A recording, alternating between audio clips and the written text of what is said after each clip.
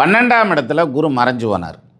உனக்கு புள்ளையே கிடைக்காது, அதுமாரி புள்ள பிறந்தாலும் எதிரியாக இருப்பான் அல்லது பாதியிலேயே போயிடுவான் அப்படின்ற மாதிரியான முடிவில் நம்ம ஜோசியத்தில் அப்படி படிச்சுக்கிட்டு வரையில் பகீருங்கும். ஒன்றும் பயப்பட வேண்டியதில்லை. சார் 12ல் குரு இருக்கா? 12ல் குரு இருக்க எத்தனையோ பேர்த்துக்கு ஆணும் பொண்ணும் பெற்று பிரமாதமாக சந்தோஷமாக பிழைச்சவங்க இருக்காங்க. நிறைய ஜாதகங்கள், எடுத்துக்காட்டு ஜாதகங்கள் இருக்குது. அப்போ 12ல் குரு இருந்தால் பாதிக்காதா அப்படின்னாக்கும் ஒன்றும் பாதிக்காது. இன்னும் சொல்லணுன்னா 12ல் குரு இருந்தால் அவங்கள எந்த குழந்தைகளும் சப்போர்ட்டே பண்ண வேண்டியதில்லை.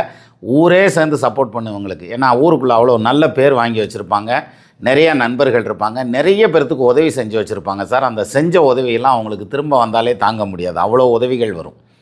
சரி, இந்த 12ல் குரு இருக்கிறது குழந்தை பாக்கியத்தை தடை பண்ணாதா? நிச்சயமாக தடை பண்ணாது. First point.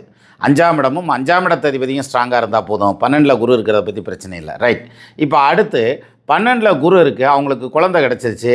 End of the time, அதாவது கடைசி காலங்களில் அந்த குழந்தைங்க இவங்க பக்கத்தில் இருக்க முடியாது. அவங்களுடைய காரியங்களுக்காக அவங்க வெளியூரில் தூர தேசங்கள்ல எல்லாம் இருப்பாங்க. ஆனால் இவங்கள நல்லா பார்த்துக்குவாங்க, பக்கத்தில் வச்சு பார்த்துக்கிறதுக்கு அவங்க ரெடியாக இருப்பாங்க. இந்த 12ல் குரு இருக்கு வருங்க, இவன் உடன்பட மாட்டான். ஏன்னா நம்ம ஊரை விட்டு வெளியில் போகிறதுக்கு மனசே இருக்காது. அது மாதிரியான குரூப் இது. ஸோ மொத்தத்தில் 12ல் குரு இருக்கா, இது கடைசி பிறப்பு உங்களுக்கு யோகமான ஜாதகம் சார்.